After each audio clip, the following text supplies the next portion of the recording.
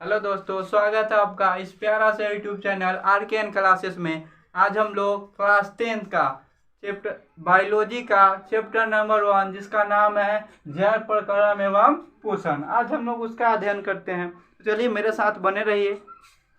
देखिए, सबसे पहले जैव प्रकरण क्या? जैव प्रकरण तो वे सारी क्रिया जिनके द्वारा जीवों का अनुरक्षण होता है उसे जैव प्रकरण कहते हैं। यानी कि ध्यान दीजिए, जीव जीव क्या है? तो जो सजीव है, जो सजीव है वही क्या है? जीव है। वही क्या है? जीव है। तो सजीव में क्या क्या आ सकती है? तो पेड़ पौधे आ सकते हैं, और जंतु भी आ सकते हैं, और पेड़ पौधे भी आ सकते हैं। ध्यान दीजिए, तो वे सारी क्रिया जिनके द्वारा जीवों में यानी कि पेड़ पौधा एवं जंतु दोनों में, तो वे सारी क्रिया जिनके द्वारा जीवों का अनुरक्षण होता है उसे जैव प्रकरण कहते हैं। यानी कि अनुरक्षण की जीवों में जो प्रोसेस होता है उसी को हम लोग क्या कहते हैं? जैव प्रकरण। प्रकरण मतलब प्रक्रिया, उसी को हम लोग क्या कहते हैं? जैव प्रकरण कहते हैं। अब देखिए क्या क्या पोषण होता है जीवों में। पोषण, श्वसन, परिवहन, उत्सर्जन आदि जीवों में होता है ना। तो इसी को क्या कहते हैं? जैव प्रकरण। तो देखिए, सबसे पहले हम लोग बात करते हैं कि पोषण क्या? पोषण किसे कहते हैं? पोषण क्या है? तो देखिए, पोषण वह विधि है जिससे कोई भी जीव भोजन ग्रहण करके उससे उत्पन्न ऊर्जा का उपयोग करते हैं। इसी को हम लोग क्या कहते हैं? पोषण कहते हैं। इसी को हम लोग क्या कहते हैं? पोषण। तो क्या पोषण वह विधि है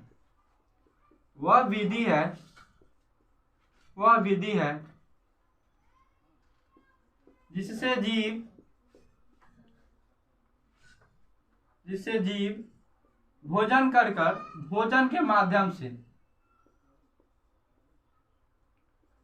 करके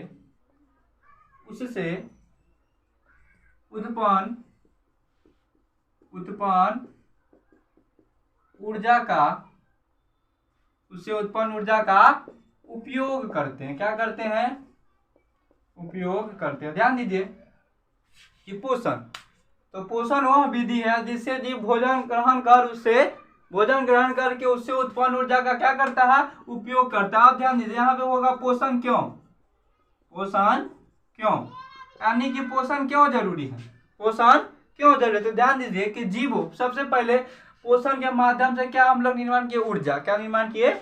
ऊर्जा एवं ऊर्जा का उपयोग कर रहे हैं। और ऊर्जा क्यों जरूरी है? तो शरीर में जो टूटे फूटे हड्डी है या ऊतक है उसकी मरम्मत के लिए क्या ऊर्जा जरूरी है। तो आप क्या से कह सकते हैं कि पोषण शरीर की टूटी फूटी ऊतकों के लिए जरूरी है। या आप क्या कर सकते हैं कि जीवन को संचालन करने के लिए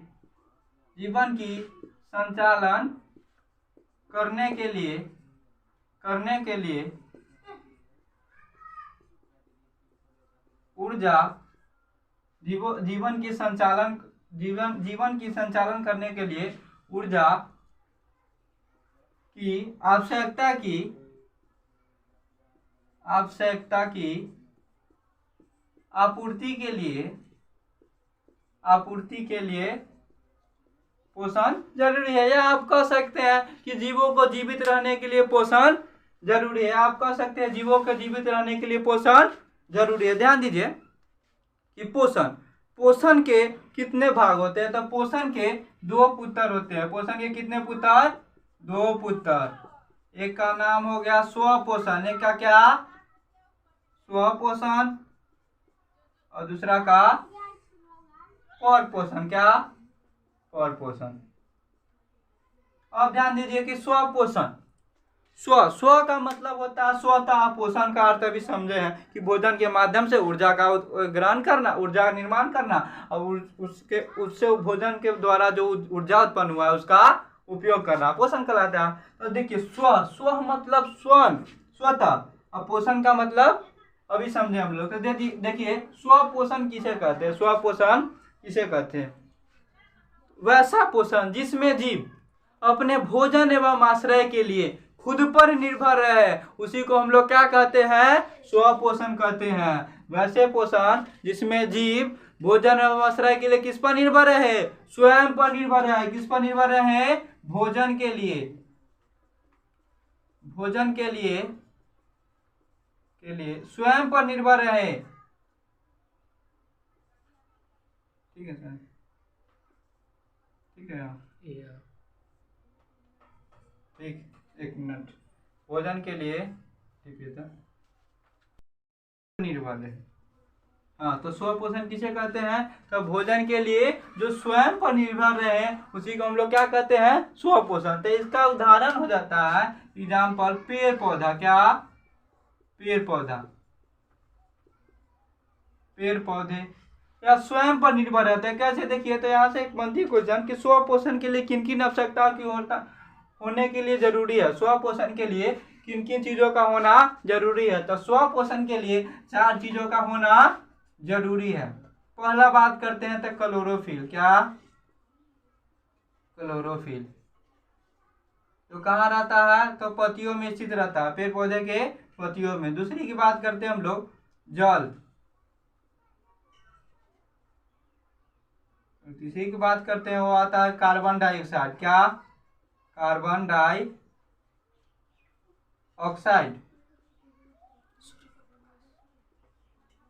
ऑक्साइड CO2। और चौथा की बात करते हैं हम लोग तो सूर्य की प्रकाश, सूर्य की प्रकाश। चलिए, तो स्वपोषण के लिए किन किन चीजों की उन्हें जरूरत है? तो स्वपोषण के लिए 4 चीजों का होना बहुत ही आवश्यक है। पहला है क्लोरोफिल। तो हम जाने कि स्वपोषण किस में होता है? पेड़ पौधे में होता है। क्या होता है? क्योंकि इसमें क्लोरोफिल पाया जाता है। क्लोरोफिल का क्या कार्य? तो सूर्य की प्रकाश को अवशोषित करना। ये कहाँ पाया जाता है? पत्तियों में। जल, पौधा जल कहाँ से ग्रहण करता है? क्वेश्चन बनती है कि पौधा जल कहाँ से ग्रहण करता है?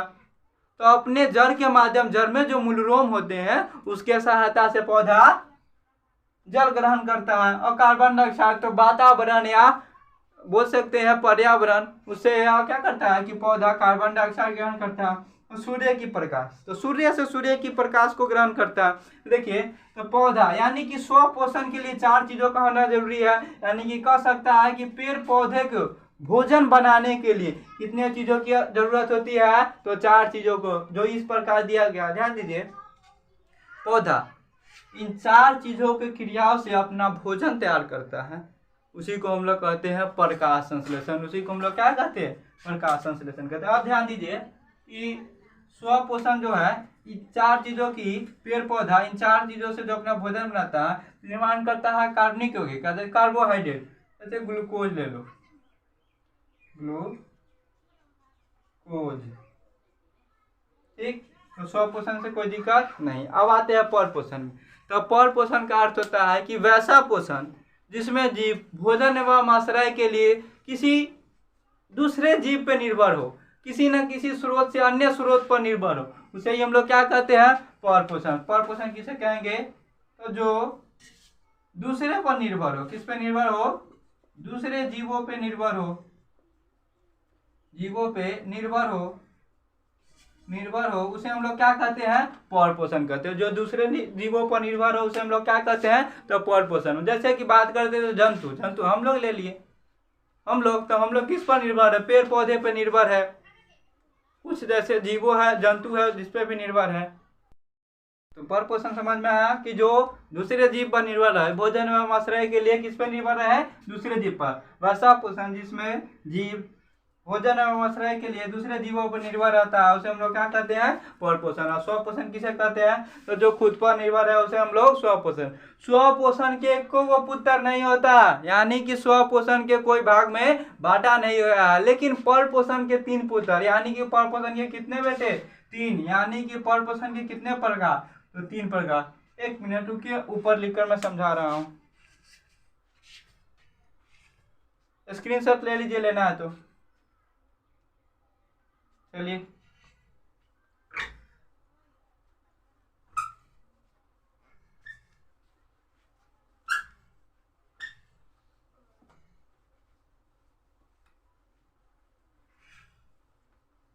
चलिए ध्यान दीजिए, पोषण। पोषण के दो बेटे हो गए, एक स्वयं वाला स्वपोषण, दूसरा हो गया परपोषण। देखिए स्वपोषण के कोई बेटा नहीं, लेकिन परपोषण के कितने पुत्र? 3 पुत्र। कितने पुत्र? 3। यानी कि परपोषण के कितने प्रकार? 3। एक होता है परजीवी, क्या? परजीवी पोषण।